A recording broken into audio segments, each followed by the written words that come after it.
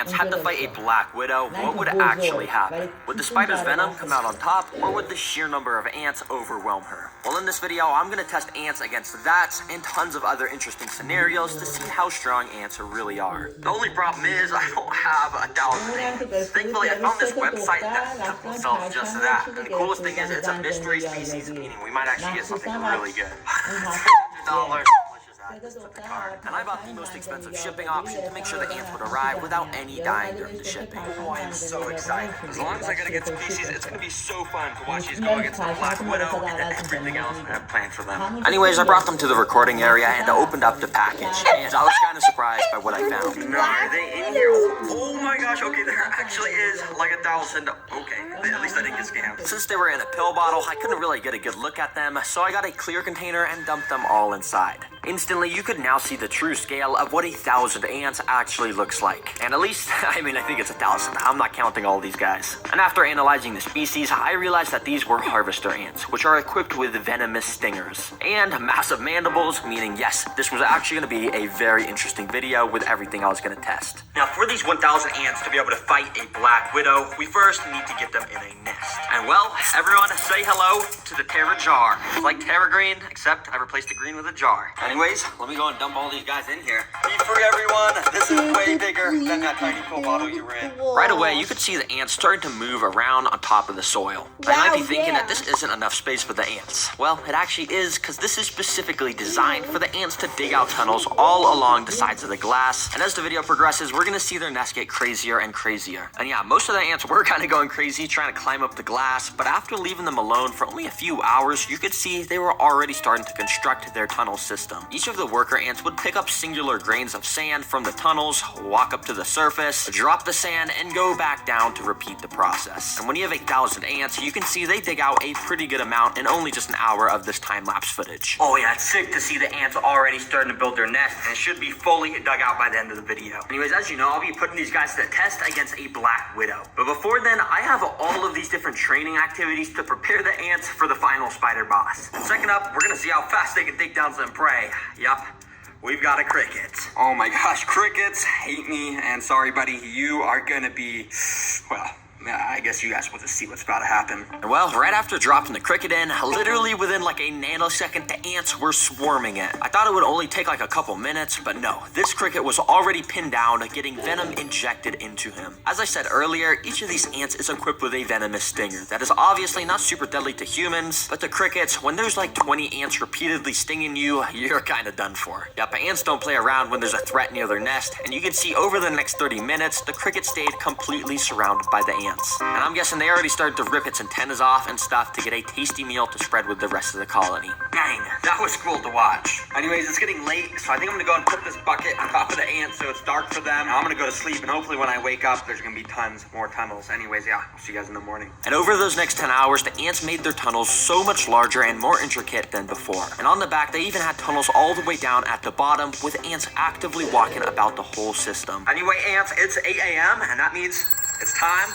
As you can see, the alarm's going off. It's time for challenge number 3. Let's get these ants trained even more. For this training, I have to pick up one unlucky ant and transport him to the antlion pit. If you don't know what an antlion is, well, this is it. It's just a tiny little bug that has actually evolved over millions of years to be an expert at taking down ants. Basically, when you go and put them on the floor, they start to dig themselves under the ground, and then they just go around digging. And I have 9 more of these guys, which I spread across the whole tank. And as you can see, they all dig around, making these little lines in the ground. But after waiting a few hours, you can see that each of the ant lions had actually dug out their own little pits in the ground, and when an ant walks into the bottom of them, they're basically cooked. Alright, ant, I'm gonna put you right at the start, and at the end, I'm gonna put some breadcrumbs so you can bring back to the colony if you survive this. And without further ado, I let the ant loose. Let's see if he can get the bread to feed the colony. Immediately, he started to explore around the sand area. He had no idea that he was constantly walking near these pits of death, and eventually he took a wrong step and stumbled inside of one. These pits are specifically designed to make the ants trip into them, but the antlion at the bottom must have been sleeping or something, because nothing happened and the ant was just able to walk out.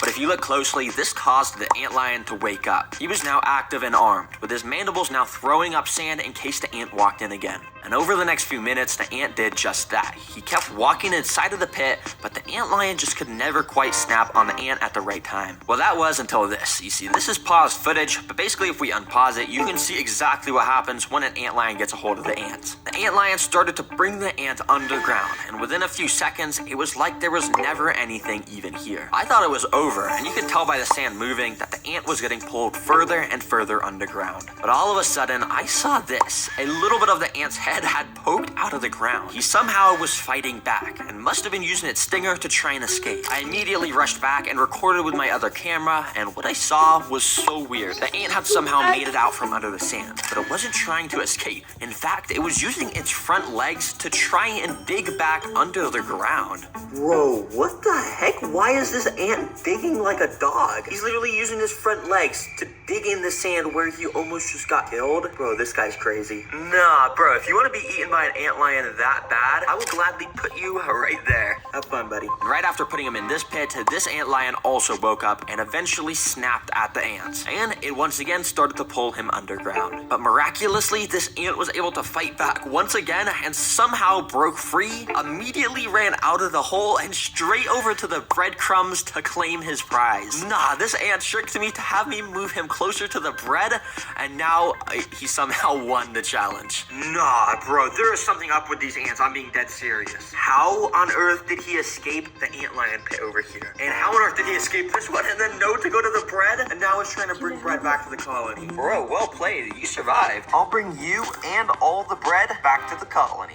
So I brought it all over to the nest, and the entire colony was clearly super excited because they all swarmed the bread and started taking little pieces of it underground. Anyways, I went and waited a few hours and came back to find the nest even bigger once again. But the ants still are not done with their training sessions, and next up, we gotta see if they can survive some Venus flytraps for some food. So I immediately picked up some of the workers to bring them to the flytrap minefield, completely decked out with tons of Venus flytrap plants. For the food on this obstacle, we got a gorilla. I'm just kidding. I don't know why it's packaged in this. Basically what it is just a bunch of oats, and I'm just gonna feed these to the ants. Let's put them inside. You see, each Venus flytrap has these tiny little trigger hairs inside of them, and when something touches them, it causes them to close. And if I carefully put the oats in between the hairs without hitting any of them, I can basically just put the food in here, which will make the ants have to carry them out. But it was actually pretty hard to get the oats perfectly inside, so I ended up just spreading the oats everywhere around the tank. Alright, let's see how the ants do in here. I have a feeling they're not gonna do too well, but yeah,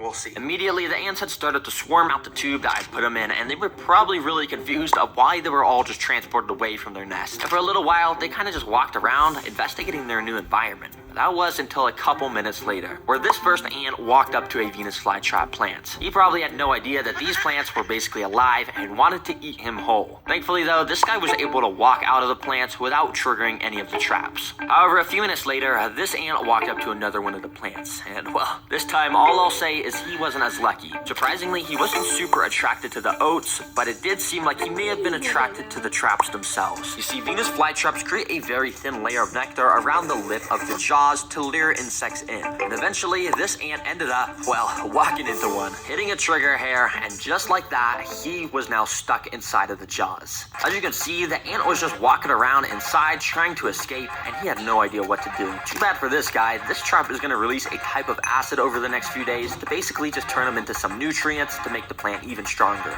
Now, interestingly enough, pretty much all the ants I had put inside were staying away from the traps and were all grouped up around this corner. In fact, they were actually starting the process of digging some more tunnels. Now, these ants still think they're in the nest. They're just trying to dig. Well, I mean, I guess it's pretty smart if you're not getting eaten by the traps. Because over the next 20 minutes, only one single ant came across another Venus flytrap. This guy. Let's call him Larry. Now, Larry is a daredevil because he was walking all over the jaws of all of these plants, absolutely risking it for the biscuit. But eventually, Larry's luck ran out because of this happened.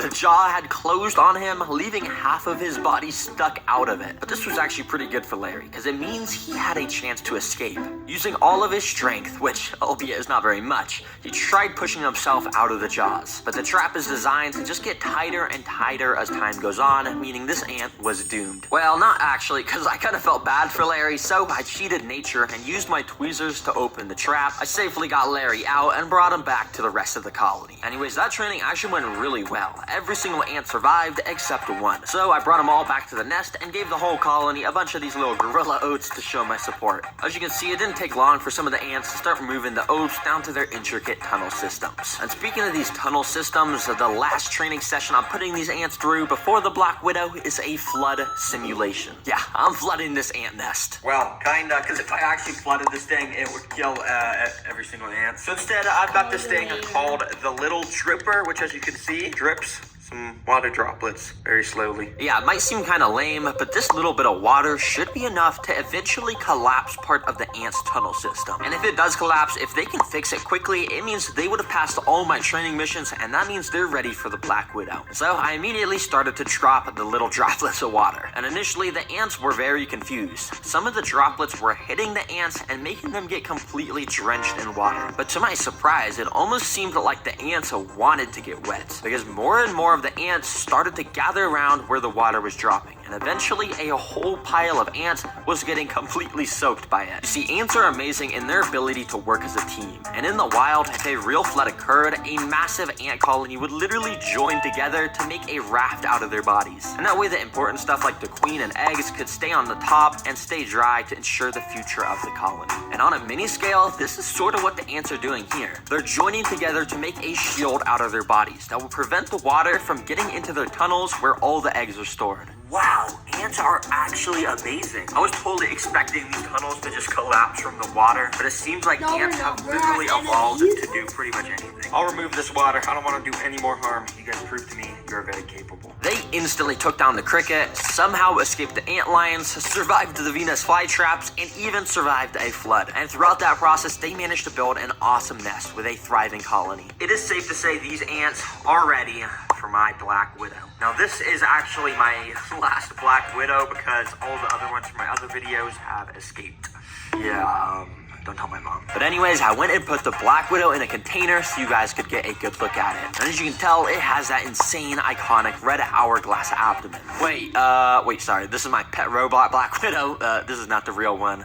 Here is the real Black Widow. As you can tell, it's extremely creepy. And under its glossy black abdomen is where the red hourglass is located. These guys have an insane amount of venom, so if it even bites a single ant, it's safe to say it's gonna be a goner. Anyways, here is the tank where the final battle will take place. I went and put a few sticks from my backyard, then I put in the Black Widow. Immediately, she started climbing all over the sticks. And I went and waited a little while she sort of settled in and found a nice spot to rest. Once she did, I went to the ant nest, scooped a good amount of the workers into a tube so we could get this battle started. Let's get these ants in here. Let the games begin!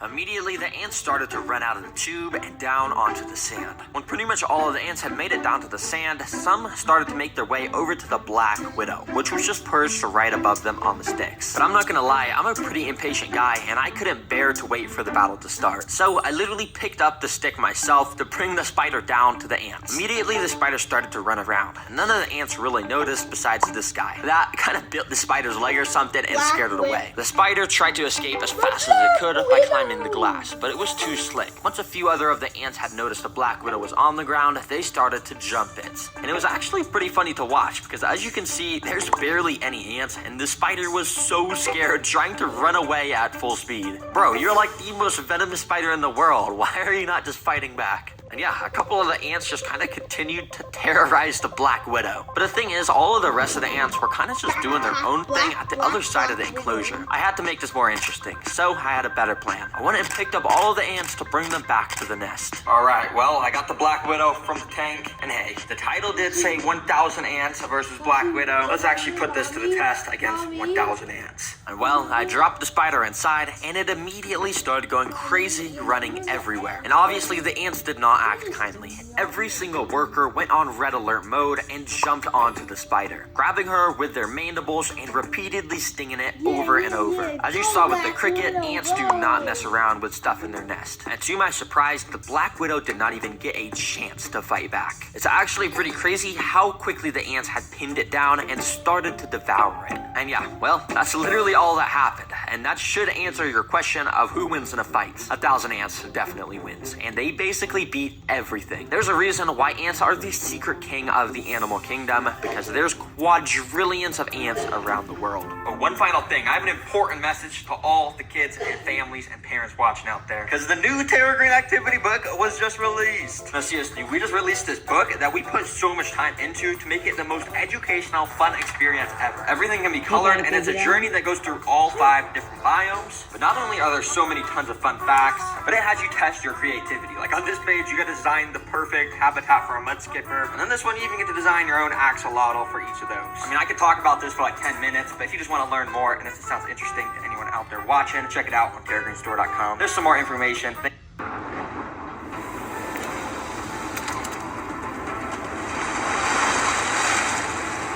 Ants are known for their insane ability to work together to accomplish impossible tasks. So I was wondering what would happen if I put my 1,000 ant